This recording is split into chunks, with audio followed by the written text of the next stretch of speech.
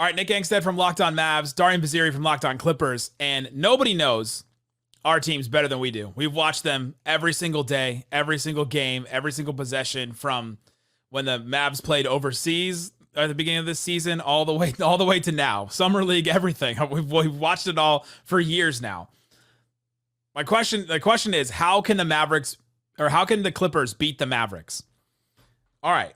I think there's some keys with this Mavericks team, and we haven't seen this Mavericks team get beat that much in this new version of the Mavericks, which is an amazing thing to say because they got beat a bunch at the beginning of the season. I think one of the first things is make someone else beat you, because Luka and Kyrie can take anybody one-on-one. Teams have tried over and over again. All right, we're just gonna put one guy on you. We're gonna stay home, and Luka and Kyrie are like, bet we're gonna beat these guys one-on-one, and it's not gonna be a problem. And eventually, we're gonna make you try and stop us. Make someone else beat you. Leave a Dante Exum open. Leave a Derrick Jones Jr. Derrick Jones Jr. shooting like 30% last couple of months from three. PJ Washington shooting like 31%. Even Tim Hardaway, who's been a really good shooter for the Mavericks, is shooting 32% from three over the last couple months. The Mavericks have overcome some of those games where they haven't shot that well from three. But if you make someone else beat you, like, there's just not much else out there offensively for the Mavericks to go to if Luka and Kyrie aren't doing stuff, is kind of like one of the big things that I think to focus on with them.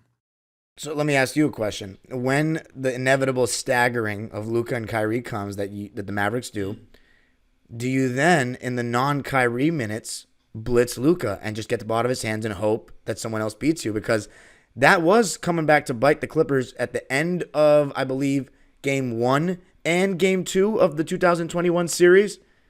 Eventually, though, the shooters did cool down. With the slumps that they're having, would you do that if you're the Clippers when Kyrie's out?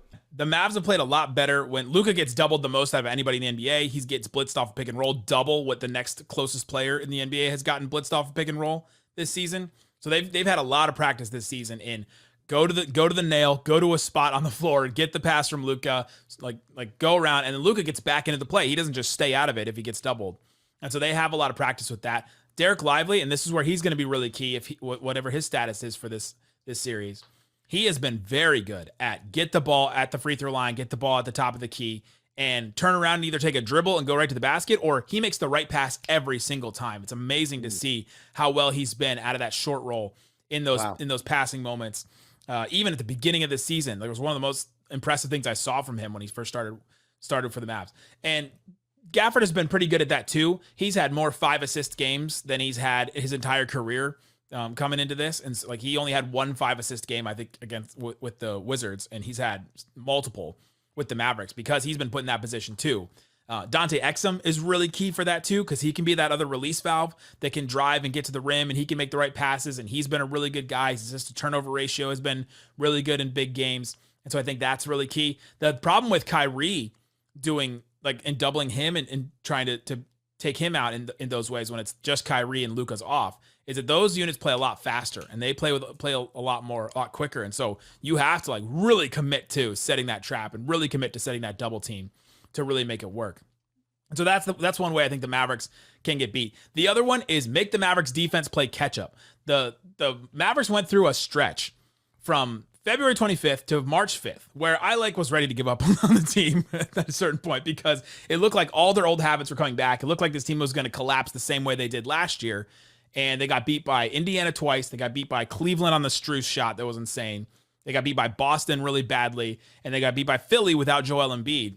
And the way that those teams beat the Mavericks was they made the Mavs defense play catch up. They moved the ball around the perimeter a lot. And the Mavs defense is predicated on a lot of effort. It's a lot of rotating, getting to the right spot, communicating, and making sure that, all right, if I'm going to go over here and help this guy, that means the guy behind me has to go over there and help that guy. It's all rotating and making sure that all works. So if you make them play catch up, then all of a sudden, the ball moves faster than a player, right? Which I guess is just basketball. Generally, you probably teach your sixth grade. You probably teach your sixth graders that.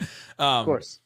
But make them play catch up in that way. And then if their defense gets caught behind, the Mavs have, they have not been able to recover in a lot of instances in that way. And so I think that's another way is if your offense can move the ball like that, make them play catch up, and I think you can beat them. One thing that's going to be interesting is what Jason Kidd decides for his switches, because I've noticed that at times Dallas will switch Kyrie Irving onto certain guys. And if you are switching Kyrie Irving onto Kawhi Leonard, That's not ideal in any way. And there's going to be a double coming, or it's going to be shot right over the top. So then you're putting the Mavs defense in rotation, like you said, and we could potentially exploit that. And if James Harden is creating stuff in the pick and roll, he's doing what you just said. He will put your defense in rotation where you are trying to recover and you're scrambling. So, again, I think James Harden for the Clippers is just so unbelievably important for this series. But I think the main player that, if he has a great series, it changes a lot, is Westbrook. I think if he has such a wide, performance, like, range of outcomes. Exactly. If he's great, he's like insane. He completely fires up a building, like, and will fire up a team. His energy is just unlike stuff I've ever seen with the Clippers, and we all know that as basketball fans, having watched the guy. So will be interesting. I also want to mention that I believe, just knowing how Kawhi Leonard does not beat certain guys off the dribble anymore, if the Mavs will switch Gafford onto him. If Kawhi runs pick and roll with Zoo, switch PJ Washington on a Zoo. That's nope. I don't think that's something that the Mavericks will be hesitant to switch. Gafford switching on a Kawhi. Can Kawhi get by him? If I'm Dallas, I would do it just to see. I really would. To me, I just see Kawhi pump faking Gafford out of his shoes like a bunch of times and getting a bunch of fouls on him. But Gafford has worked on his patience for sure with the Mavericks defending, and he's been pretty good defending in space and in situations like that. The last one for me, how to beat the Mavericks, is to play fast. The Mavs have also been a bad transition team. I think this was one of your things that you mentioned about the Clippers, but if we're just saying what the weaknesses are, right, play fast and push in transition. And I think you're right about Westbrook being one of the keys, because he's like the only player that plays fast on the Clippers. And if they can do any of that, the Mavs have been a bad transition defense team. Now, since the trades, they've been a little better. They don't get destroyed as much, but I think that's something. Yeah, I really think this is a good Westbrook series. I think this is a series that he can be effective in. And if you recall, we hadn't mentioned in the episode, but you mentioned Russell Westbrook guarding Luka a bit. But what about that sequence when Russ Westbrook was going at Luka and talking a bunch of trash? You remember that? He can't guard me. He's whatever he was saying. I was at that game. I do not recommend that as a way to beat the Mavericks. That has not been something that has been proven to work in the past, although Draymond did it. What, attack Luka or talk trash? Come on. Well, you're going to attack Luka. How confident are you about that, by the way? Kyrie Irving and Luka holding their own defensively against this level of offense? Because it's not, this is not a bad offensive team. Luka is 6'8". He's strong as hell, and he's really worked on just staying in front of guys and not defending like with his hands, basically. Okay. is something he's really worked on. Obviously, he can get beat. And another way that you absolutely can beat the Mavericks is make them work, because Luka and Kyrie have to carry such a big load. So make them work until the end of the game, and then see if they have enough in crunch time. But the Mavericks have been one of the best clutch teams in the NBA this season. I think they finished with the best record in the league. But if you make them work and they don't have enough in the end, then that could be another way to beat the Mavericks absolutely as well. So there you go. Those are ways that the Clippers can beat the Mavericks.